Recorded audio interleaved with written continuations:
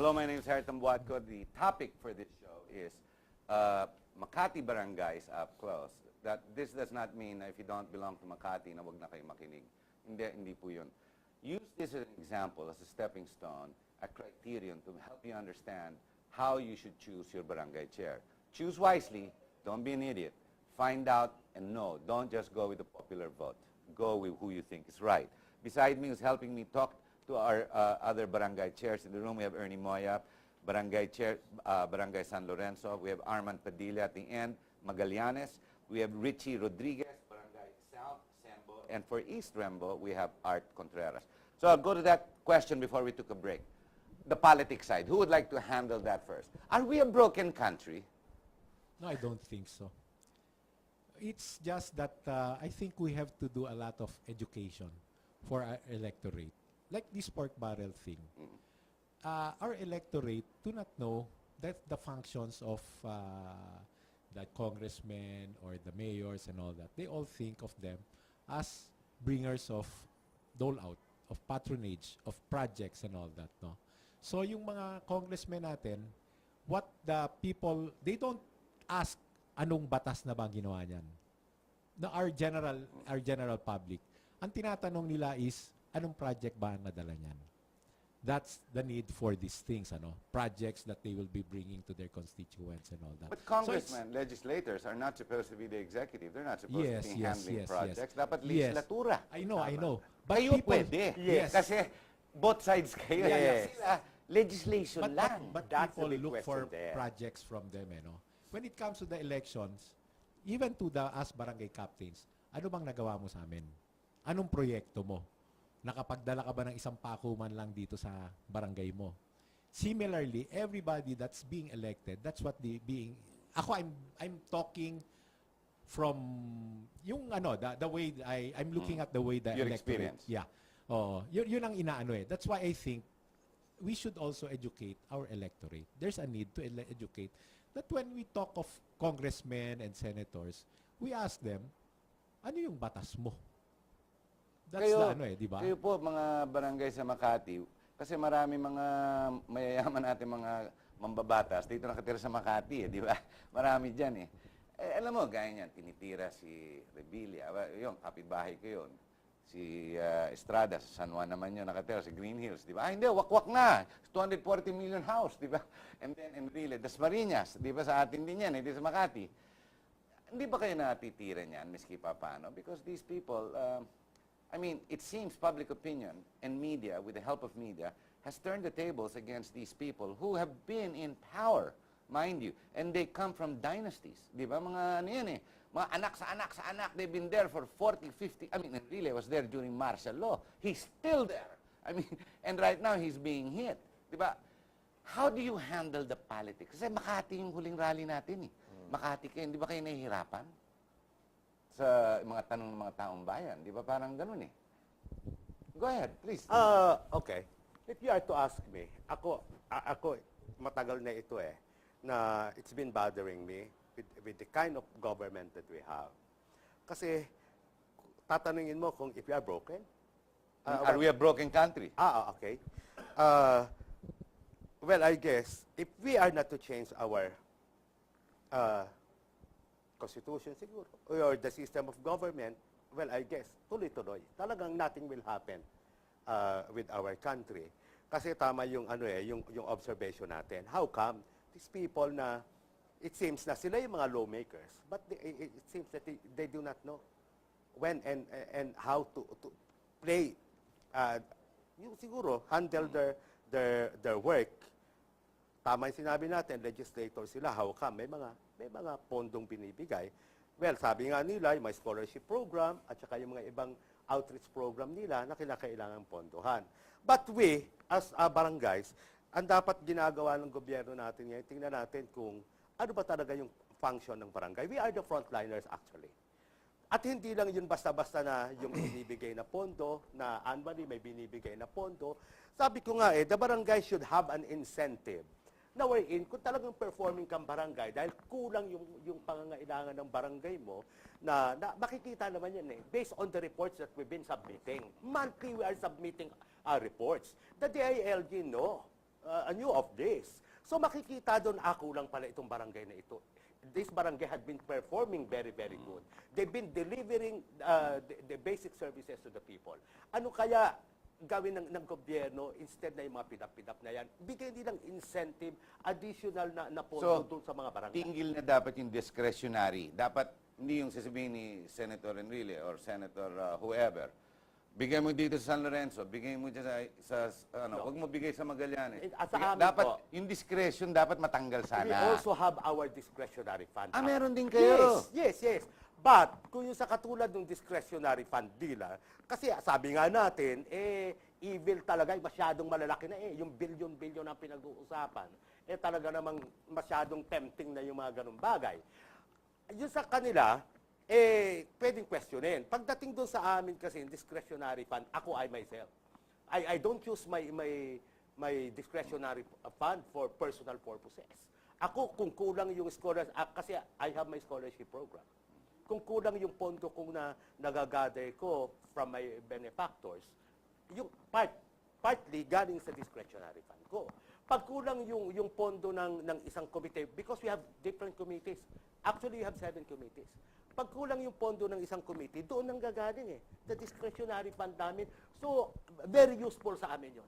Lalo kami na tama lang yung pondo namin. Well, basically, kasi baka nagkaroon ng wrong connotation. Like, they might think that our discretionary fund are as the same amount as those with senators and congressmen. Very. Kasi malayo, napakalayo.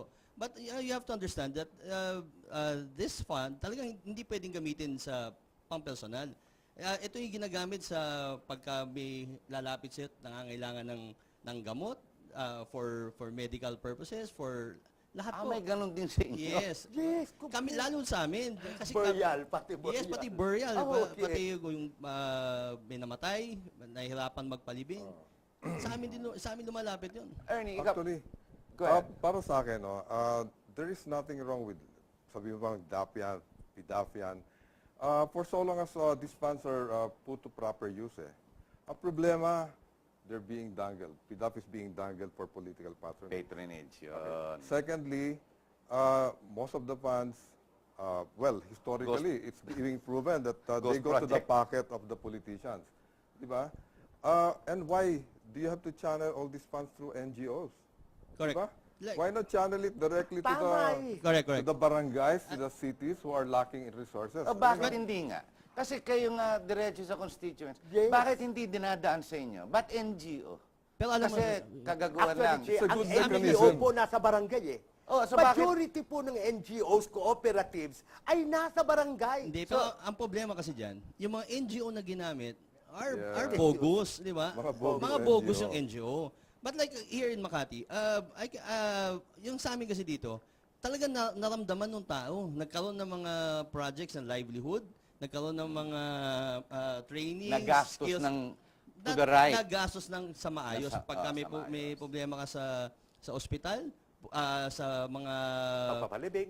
no, not necessarily, but yung kunyari naka-confine sa yung tao, Sa talaga ibang nabibigyan na nagagamit ng maayos dito. Pero unfortunately, merong ibang lugar, ibang tao na ginamit for their own personal use. Actually, bogus NGO equals Corruption. ghost projects. Ghost project. Di ba? Pero So, walang lumabas. Pero yung mga senador na malalaki ang mga budget, miski yung DAP galing sa presidente, kanino nila bibigyan?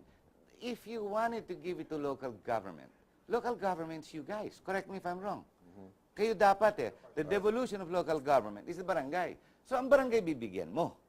Pero it doesn't look like it goes straight to the barangays. It goes everywhere else but the barangays. Mostly, there's a channel kasi. Yung merong, to the local LGU, and then supposedly to the barangays. Diba? Yun ang parang channeling system So, there's it falls short actually Mostly from, let's say, LGU, direct to the barangay. Meron Yung- bang yun ang- corrupt na barangay chair na kaya pagkitaan yung posisyon ng barangay? Pwede ba yon? Kasi kayo, you're all seasoned chair, okay? You've been running the system for some time. You know the system. Meron ba mga loko na pinagkitaan at yumaman sa barangay chair? corruption is in many form, in many ways. Meron. Ako, if you are to ask me, sabi ko nga, it has so many form. There are so many ways to do that. But who am I to tell if there are or none? No, Kasi sa but akin, it's very wala pa ako difficult na there dito because there are things are in place na para to prevent corruption. Like for example, bids and awards committee. Na all your purchases should pass through or the bids and awards committee who are members of your sangguniang barangay. And how can you corrupt the money if like for example dumadaan nga doon sa bids and awards committee, di ba? Yung sangguniang kabarangay, mga tauhan nyo, kayo ba pumipili? No, those are kagawads. They get Yung elected mga also. Who runs your office? Do you appoint them? Yeah, your staff. Your other coterminous with you. Yes, So the coterminous. office you appoint There should be a consensus also by the other. by the council. No, when it comes to the barangay secretary and barangay treasurer. Pero the rest, The rest. wala naman. Through consensus. No. Consensus sa akin. Hindi kasi Yes. ang nakalagay sa local government code, yung barangay secretary and barangay treasurer should have the consensus of the sangguniang barangay.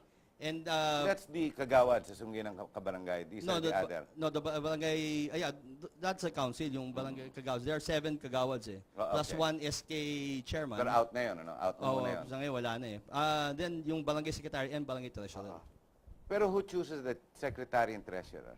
Actually, the punong barangay appoints the barangay secretary and barangay treasurer with the concurrence of the barangay council. Ah, But we okay. approve. Yeah. All of them have to approve that person. But the highest power would be the barangay chair Yes. among all of them. Yes. Yes. Wow, talagang local government pala. It's exactly the same way. But actually, it is the same way. It's just a smaller version of the city. Yes, that's why the one that you've been asking us of how come there are problems as regards to the PDAP, yung sa Napontes case na mga ganyan. Actually, if these people will just follow what is being said by the COA and by the DBM, well, I guess we won't have that problem. Because we follow the same rule. So if the system was correct, the corruption should have been checked. Yes. The problem is everyone's in the corruption boat and everyone's rowing as fast as they can in the different direction. It's called anti-Philippines. And it had been tolerated actually. Yes, for years on end. Yes, for years. Di ba? And then talking about corruption, di ba? Talaga namang maraming ways to corrupt. Yes. Mga corrupt practices. Because, there's corrupt practices that is singly attributable to the barangay captain. Because you don't have to consult your You have the power. Oh, your Kasi may independent. council. Like for example, marami ka palang ghost employees. Di ba? Hindi alam ng mga council mo. Pwede ba yun? Meron palang mga projects na akala ng council mo na-implement pero mga ghost projects pala. Correct. Ang problema ng council Talagang yun. maraming ganon. Hindi umaano yung council. They're not doing their kasi job. it's a matter of transparency within the system, you know. Yeah, If you don't actually, have speaking of transparency and accountability, speaking of transparency, when it comes to, like, for example, ghost employees, your plantilla has to be signed by the barangay treasurer and the kagawad in charge of And finance. the finance. So, Yes. when it comes to so-called ghost employees, let's define first what are ghost employees. Ghost employees are actually non-existent people. correct. You put their names They in draw the salary, which plantilla, you pocket. then you get the salary and you pocket them. Yun ang right? ginawa ni Lim kay, kay Isko sa Maynila. And also in, I think, Quezon City. You know? Correct. Mayroon Quezon City. But, Malaki racket but yan, in the barangays, it's Hindi na ako very magsasalita. difficult. Yeah. No, it's very difficult here in the barangays because the barangay kagawad signs and knows about those people in your plantilla. No? So there's no way that you could put fictitious name unless you are in cahoots with the barangay, not necessarily the barangay council and also the barangay, the chairman of the finance committee. You know? Kung gawin mo, kapatid mo yung chairman ng finance committee, pinsan mo, kaibigan mo, Bawal po kapatid. yun. Up to the third degree. Bawal ba yun? Yes. So there is anti-dynasty systems. Why is it in that higher part of government that dynasties are all brothers, sisters, wives, mothers, fathers, o di ba? That's But and yet why in local government, We really until third need to degree, change bawal. the system. Tsaka ano eh, Di mas maganda pala ang sistema natin. yung, Now, we just carry the same barangay all the way up sana. tsaka yung pinag-uusapan dito, maliliit lang eh. So, it's But not so small much or eh. big, it's the same Yeah, yeah, banana. pero like- I mean, like- we have a president whose family has been in government for 50 years. Yeah, and they like- want to no, stay no. for the next 50 years. Let's say of our staff, we have barangay tanods, barangay yung support staff and all that, and street Volunteer. sweepers and all that. So everybody knows each other. Hindi ka makakaanong sino yan. Unlike in other, where the bureaucracy is huge, Ang hirap na. mahirap na, ay, doon yan sa sa ganitong Dito, everybody knows each other. You're like one small, happy family. And the father is the barangay captain. So, there's a lot of accountability. Alam mo kung sino. Kita mo lahat kung ano nangyayari. And It's easier. since it's happening within your area, nakasilip lahat. The whole community watches you. The whole community knows what's happening. So it's really Pero there are instances when, if the barangay captain is so shrewd and so cunning, pwede niyang i-withhold ng mga information even sa kagawad eh. And I'm privy to that, you would want to seek out documents, pero talagang there are ways and means by which, Tatago sa'yo. tatago hanggang makalimutan mo na until finally you uncover. May kalokohan na. There's something, Precisely. Well, actually, speaking of corruption, tama si Ernie eh. There are a lot of ways to corrupt. One example is, like for example, the barangay kagawad, who does not report to work, he does not go to the barangay hall, he doesn't show up with amongst the people. No, hindi nila alam kung ano yung nararamdaman ng tao. That is one form of corruption. Sayang binabayad na 17,000 a month, di ba? Sayang. Yeah, sayang yun, di ba? It is unfair to those people who voted for them, who Okay. trusted them and supported them. Gentlemen, we're already at the top of the hour. Maybe we should have one more show before the 28th. Anyway, we'll soon be going into what we call the open season for elections. But before we end the show, I'd like to give you all a 1 minute each to introduce yourself once again, and if you're running and you are running, to reintroduce yourself for the viewers who may be listening, who are your constituents, to vote for you again. Let's start with Armand Padilla. Okay, po. I'm Armand Padilla. I've been a resident of Magallanes for 42 years. And I've went through all the positions practically in the barangay. I started as barangay secretary during the Kabataang Barangay, barangay secretary. I became a barangay treasurer and then became barangay kagawad, wherein I became the president of all the kagawads of Makati. And then I became a councilor of Makati, and then a barangay captain. So I've done the full circle of service in the local level. No, Okay. so and I think my constituents are very happy with my performance. As I said, the best ability is availability. I'm on call 24/7. I get calls at 2, 3 in the morning, 4 o'clock, 5. Anytime they can call me, and then I respond right Okay, away. vote Armand Padilla. Let's listen to Richie Rodriguez. A quick 1 minute, Yes. sir. Hi, I'm Richie Rodriguez of Barangay South Sembo. Kagaya po ng sinasabi ko, ako po nandito para po maglingkod. Hindi naman po kasi mahirap po kasi pagka yung papalit o yung mga tumatakbong barangay chairman lagi hong wala sa ating barangay. Kasi kinakailangan po, alam po kung ano ang pulso, kung ano po ang nadarama, at kung ano po ang mga problema sa ating barangay. So, alam ko po, ako po hindi nahihiya na humingi ulit-ulit ng suporta dahil alam kong meron po akong mga nagawa. Maraming salamat. Richie Rodriguez, South Sembo. So vote for Richie Rodriguez. Let's go to Art Contreras. What do you have to say for East Rembo? Kala mo, eleksyon na talaga, no? To my constituents, well, I guess, sa nagawa ko, sa nakalipas na 5 o mag-aanib na taon, and this is my last term, palagay ko naman hindi nyo ako susuportahan ng pangalawang beses kung hindi ninyo nakita kung ano man yung hinahanap ninyong pagbabago. At pinakita ko naman sa lahat na talagang puro serbisyo lang at puro para sa kapakanan ng lahat ng mamamayan ng Barangay Estrembo ang aking inisip at aking pang-iisipin sa mga darating na panahon. And with the transparency that I have shown to everybody, kasi po ako naka-display lahat talaga ng ano ko ng registries ko lahat in all conspicuous places around, even in front of the church and the school. Nakikita nila kung saan napupunta ang pananalapi. At galit ako doon sa mga ganung bagay. So, with my accomplishment, kasi ako talaga ang nagbago ng politika sa barangay namin. Nasa dark side ang barangay Estrembo noon. And just imagine, alam ng mga colleagues ko yan, na sa dami ng awards na tanggap ng barangay Estrembo, we had the most number of awards that we received in the past, hanggang maging Hall of Fame po kami for the Barangay Council for the Protection of Children, for the cleanest and greenest barangay. Now we are on our third year, nagkataon walang search. Second year ng Gender and Development. So, umabot po tayo sa puntong ganon dahil alam natin nagtatrabaho. Muli po, hindi pinag-uusapan ng kaibigan, ang kumare, ang kumpare, ang mayaman at matalino sa pagpili.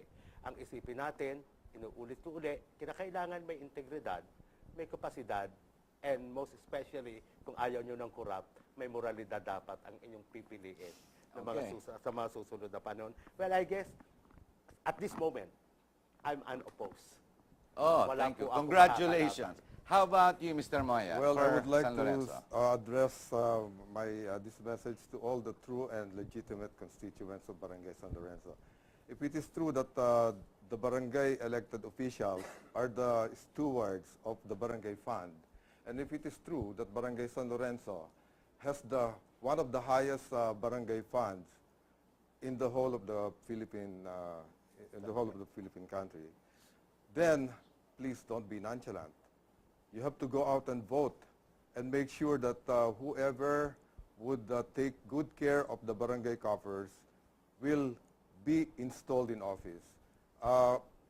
Ako naman po, alam niyo naman ang aking mga performance, together with my team, ang performance namin, at talagang kung paano namin pinangalagaan ang pondo ng Barangay San Lorenzo. So please, go out and vote. Don't be nonchalant because we cannot leave the fate of Barangay San Lorenzo to the illegitimate voters, mga hakot, mga flying voters who come in. Why leave the fate of Barangay San Lorenzo and Barangay Fund to the wrong officials? Please, go out and vote. Okay, ladies and gentlemen, we hope you've enjoyed the program and you've learned something about the barangays. Tama po yan. Did you know the percentage on the local government, mas mataas po lumalabas when it comes to the barangay because this is really up close and personal. So, know what you're doing. And huwag kayong papayag na, okay lang yan, kung sino-sino, si Mang Juan, kung sino-sino pabatohin nyo. Hindi. Makisabay po kayo, makialam, and do your part. Do you know, voting is not a privilege. It's your responsibility. It's called nation building. Unless you're a jackass and think you're an American living in this country, hey, you better straighten up and know what's going on. So, we call it nation building. And your next responsibility, come October 28, go out and vote. Maraming salamat po. Thank you very much, sir.